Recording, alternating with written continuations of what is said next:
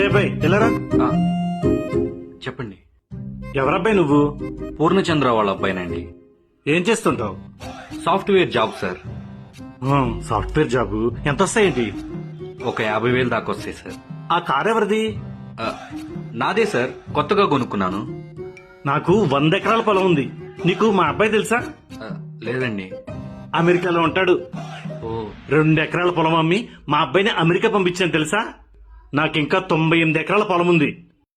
98 ఎకరాల పొలమున్న నేను ఏ రోజు కారులో తిరగలేదే. పట్టుమని 2 సెంట్లు భూమి కూడా లేదు. నువ్వు నా ముందు కారులో తిరుగుతున్నావు. చిన్న చిన్న బతుకులు ఉన్న వాళ్ళకి పెద్ద పెద్ద ఆశలు ఉండకూడదు. ఒకవేళ ఉన్నా మాలోటోళ్ళ ముందు చూపించకూడదు. నువ్వెప్పుడు చేస్తావో నీకు తెలుసా? ఏం మాట్లాడుతున్నావురా? నువ్వెప్పుడు చేస్తావో తెలుసా రా అన్నాను రా. ఉన్న ఫలంగా నువ్వు పోయావనుకో, ఆ 98 ఎకరాలు ఏ గుద్దోలో పెట్టుకుంటావురా?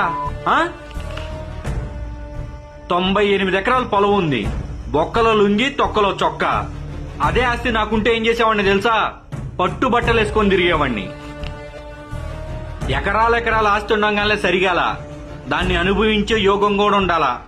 నీ దృష్టిలో ఆస్తి అంటే నోరు కట్టుకొని బ్రతకడం. నా దృష్టిలో ఆస్తి అంటే ఏంటో తెలుసా? తిన్నామా, ఉన్నామా, పని చేసామా.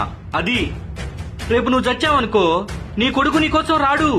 ఆ మిగతా 98 ఎకరాల పొలం ఉందే, దాన్ని రిజిస్ట్రేషన్ చేయించుకోవడానికి వస్తాడు.